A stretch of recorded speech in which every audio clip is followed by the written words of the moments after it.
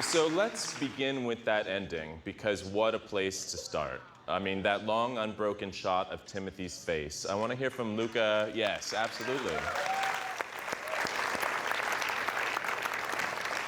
It's quite the thing to end with, and to know that you could end with that, you know, sort of in lieu of the epilogue that's in the book. I want to hear from Luca how you had the confidence to do that, and I want to hear from Timothy, what was it like that day that you shot it?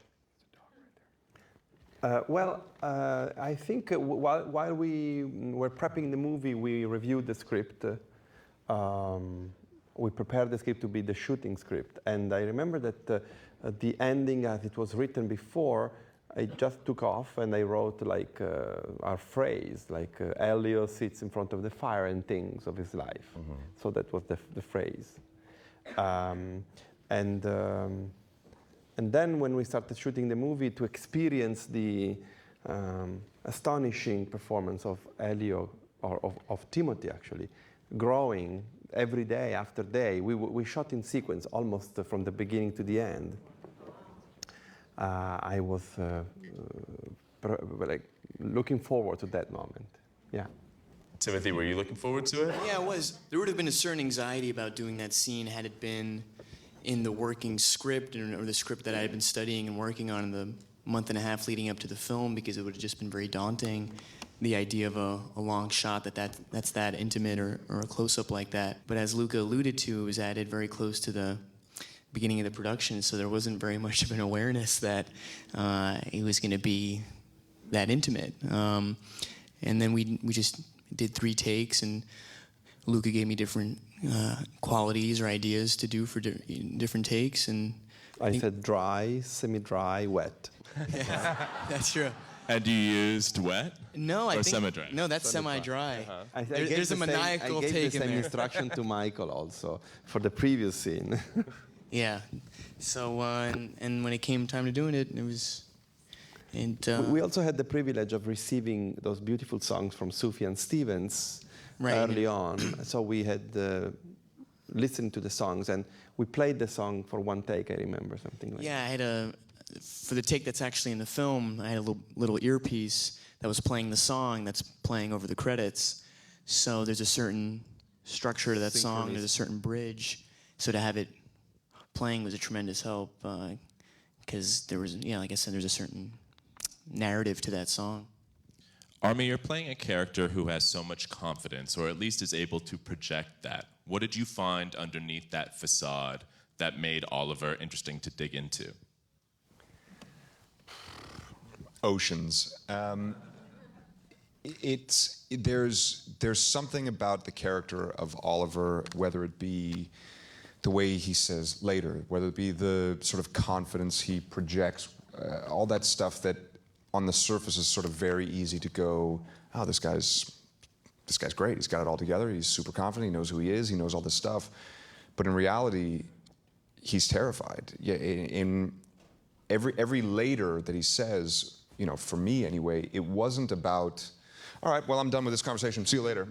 It was more, the longer I sit here, the more I'm forced to acknowledge something that makes me uncomfortable, and it's the fact that there is something here between us, and that scares me, because I don't know what that is. I don't know what's going on, and it was all sort of summed up in the conversation that he had with Elio on the phone at the end, where he says, you're so lucky that your dad is the way he is, because mine would have carted me off to a correctional facility. And you see that for all of the confidence that he projects, it's really a smokescreen for someone who's unable to come to terms and be honest with himself. It's really interesting that Elio, and I don't want to put words in Timmy's mouth, but like, Elio was the one who said, this is real. I'm willing to acknowledge this. We have something here. And Oliver is the one who couldn't bring himself to do that. So he had to cover. There was a lot underneath that was in turmoil and a fight against himself almost. So all of that confidence was really to assuage everyone else around him to think he's really got it all together. He's got his shit together, when in reality, none of us do. Michael, that scene that you have with Timothy near the end of the movie, I mean, that is an all-timer. And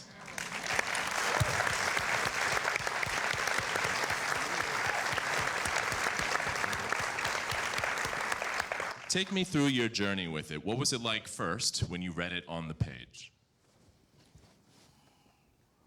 I had been warned about it by my agent. What was the warning? The warning was there's something really beautiful at the end of this script. Enjoy it, the journey to get there. But it was, taken directly from the novel, which I didn't know. He got to say some really beautiful things, and I jumped at the opportunity to be able to speak them. As was mentioned earlier, we shot somewhat in sequence, so I had at least what seemed like almost 5 to 6 weeks, if not longer, to live with that text and to watch them do their thing. And it grew within me and changed and became just something I would revisit often in my own private time.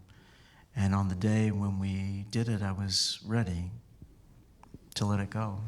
And that's what happened. It's such an intimate scene that I think, I'm sure the audience agrees, it feels like you're in the room with you. But Timothy, you actually were in the room with Michael. What's it like to act opposite someone giving this monologue? Well, I'm really like a theater kid. That's really where I come from, and my family's a stage family, and I grew up in New York, and Michael is a titan of Broadway theater in New York, and I had seen him in a production when I was maybe 12 years old of The Pillow Man by Martin McDonagh, and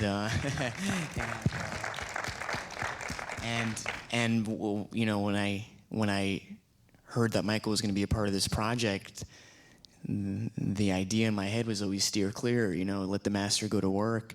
And certainly that scene is very much Mr. Perlman's scene by way of alleviating Elio's existential crisis of sorts, but it's very much his scene. So I remember being upstairs in the villa, looking at it before, and just thinking, and I think we started with your coverage first, I think, and thinking, I want to be as little of a problem as possible.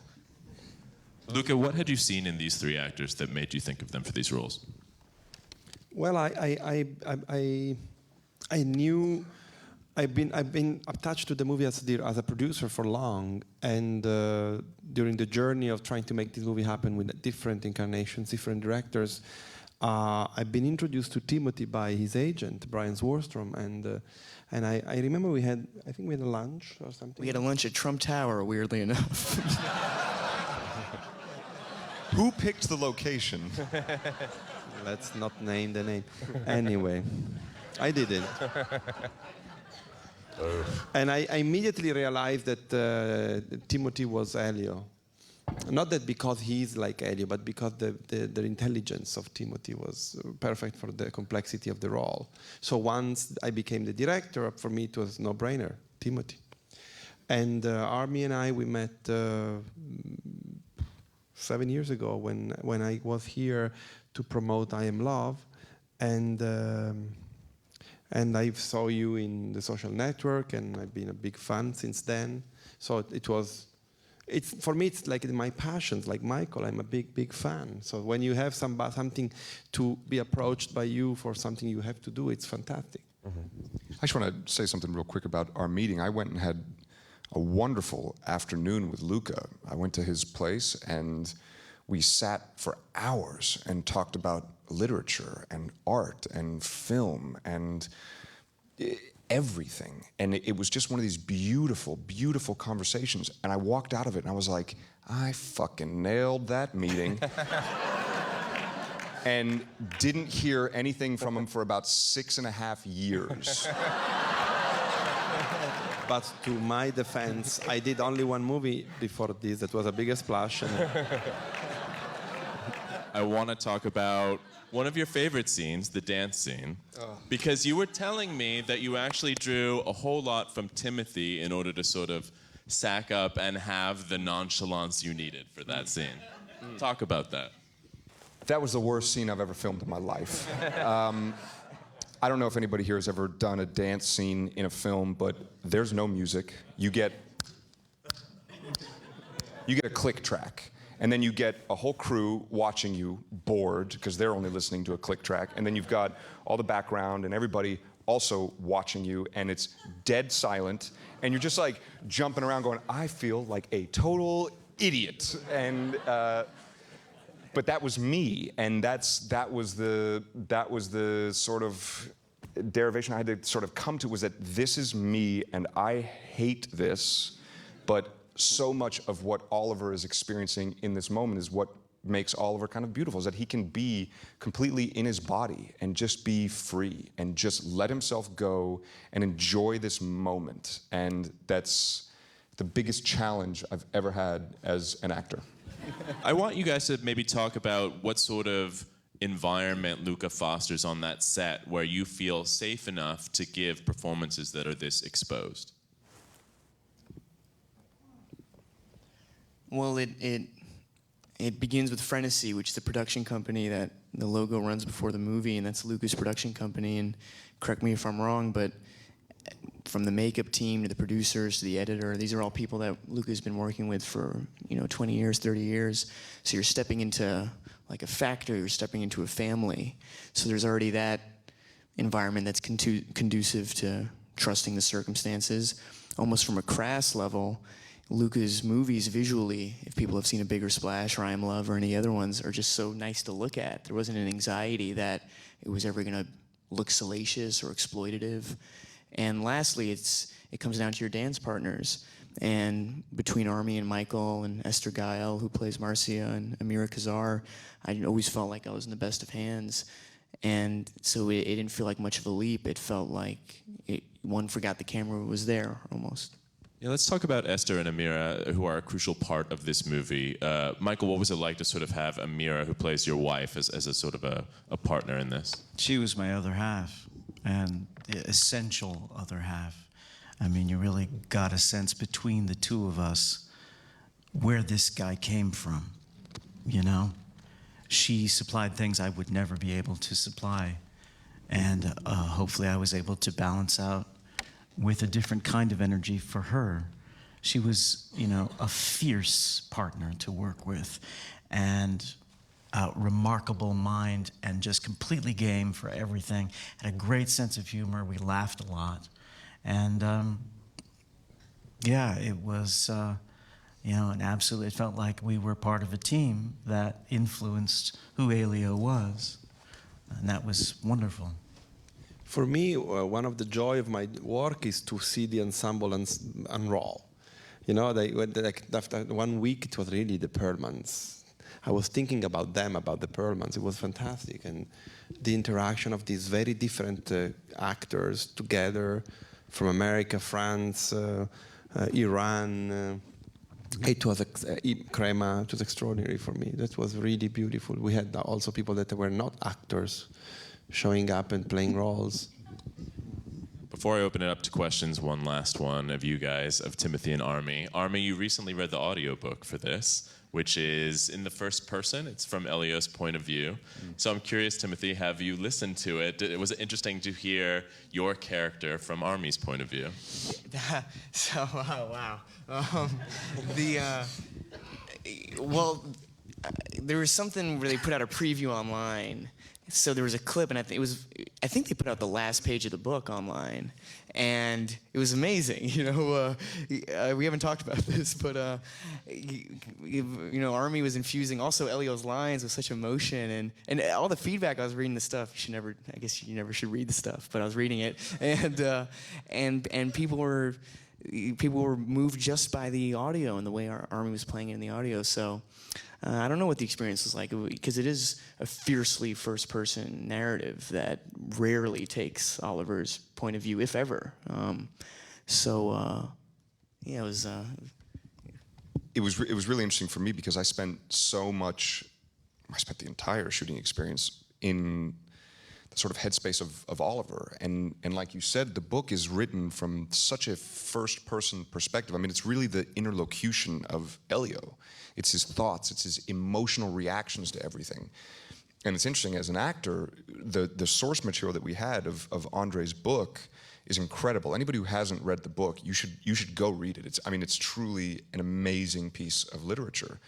But it's from the really most private and innermost perspective of one person that I've ever seen a book be written, to the point where I couldn't trust it to base anything on my character off of. Because if Oliver came downstairs in the morning and said hello to Elio, then he's the greatest. He's the nicest, like, oh, what a wonderful person. And if he came downstairs and just walked out the door without saying hello to anybody, then he was an asshole. Like I hate him. Like I never want to see him again, because it's this tumult of a man discovering his emotional life. So to go and read the book and put myself in the shoes that Timmy had assumed was a really interesting perspective, and I can't really imagine getting that chance ever again to live on one side of the coin and then go and live on the other in such a drastic way. It was really amazing for me, but more than that, every page that I read took me right back to Crema and took me right back to memories that I'd forgotten or, put away. And it was, every time I walked out, I called these guys and I was like, I miss you guys so much. All right, well, let's hear from all of you.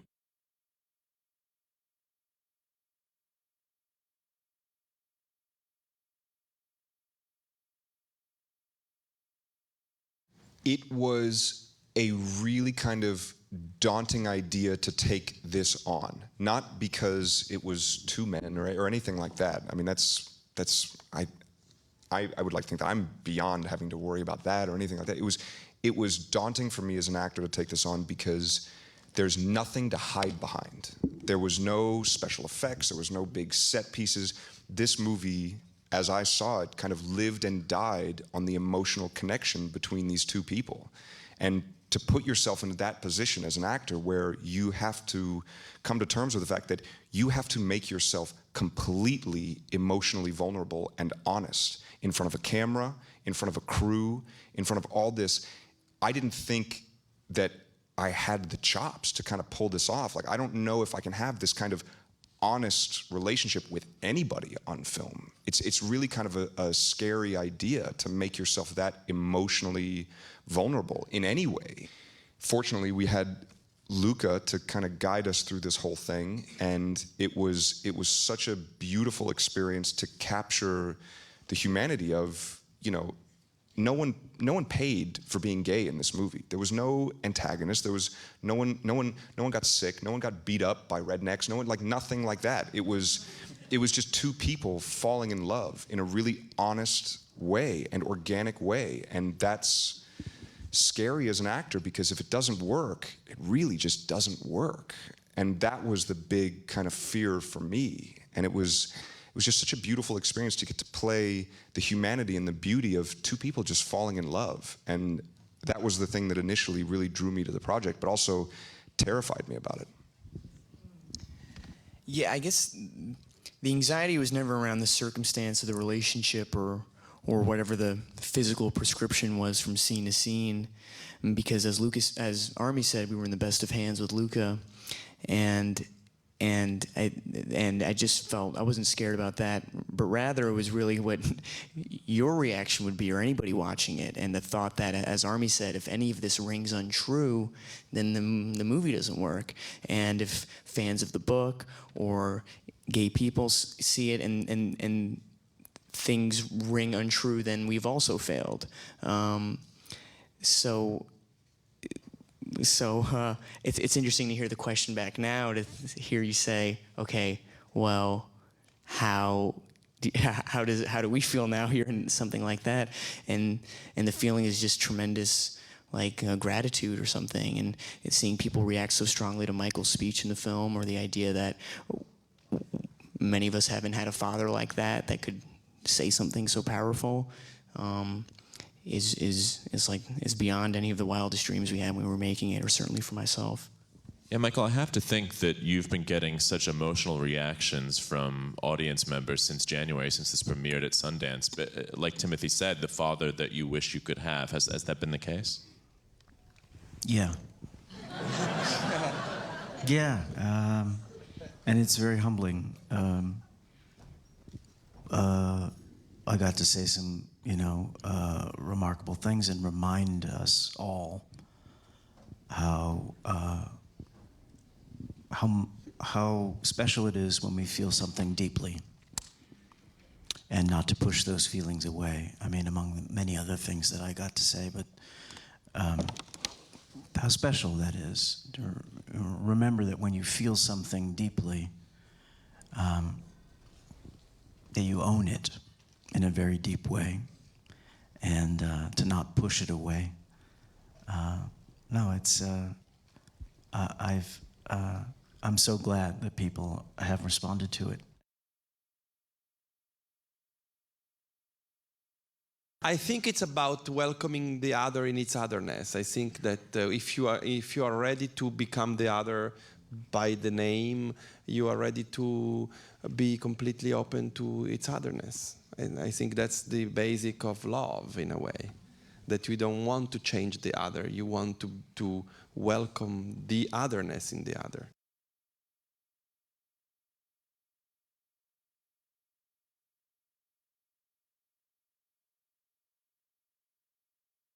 And I know, Army, you have thoughts about sort of who's brave in the scene and the movie. I do. That it's. Do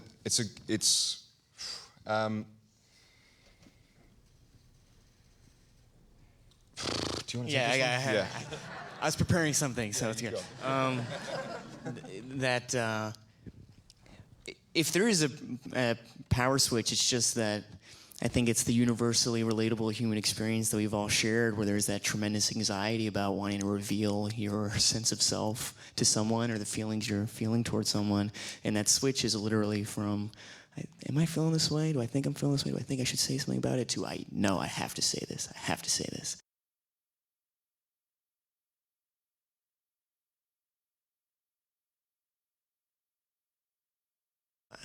I really appreciate that question, because it first comes with the trust of the director and all the stuff that you don't see in the movie, where I'm doing things that are terrible and don't make any sense,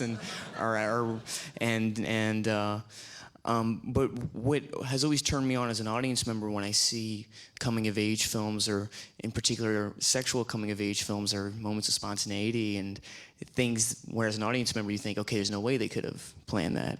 And like I said, I felt like I had the freedom on this movie with takes like the last scene or one of the last scenes where I've just thrown up in the fountain and Army and I share a very passionate kiss, and there was like a take where I slapped at the wall or something, or I punched at it before I kissed him, and Luca came running over. I was like, no, what are you doing? That doesn't make any sense here. This is the end of the movie. So with that sense of protection, it frees you and it makes you look way better than you are as an actor, because those things that do seem spontaneous, which are, and like the scene you alluded to, I think the first take was really restrained. There's a weird ass second take where I was running around the bed and like tearing the sheets up, and the third one is the one that's in the film with the bathing suit on the head, which wasn't something that was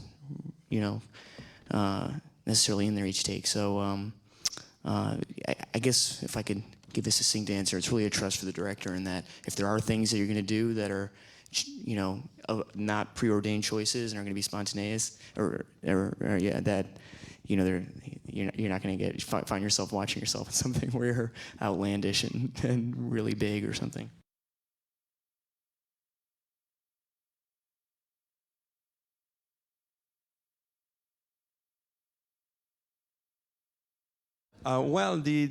Definitely the Wong Kar-wai is an unconscious homage. I didn't thought about it, but I know the movie very well. No, I think I like that waterfall. It's very special, and to go there, we had to hike for like an hour and a half, and there was a little stream of people. Every one of us was carrying a piece of the equipment to get there. It was not very handy to shoot there. And was a very special day, and I thought the power of the water and them disappearing into the mist was already strong, than to let them kiss. That waterfall was also huge. If we would have stood underneath that, it would have crushed us. We would have died. Well, let's give it up for these amazing people. Thank you guys very much.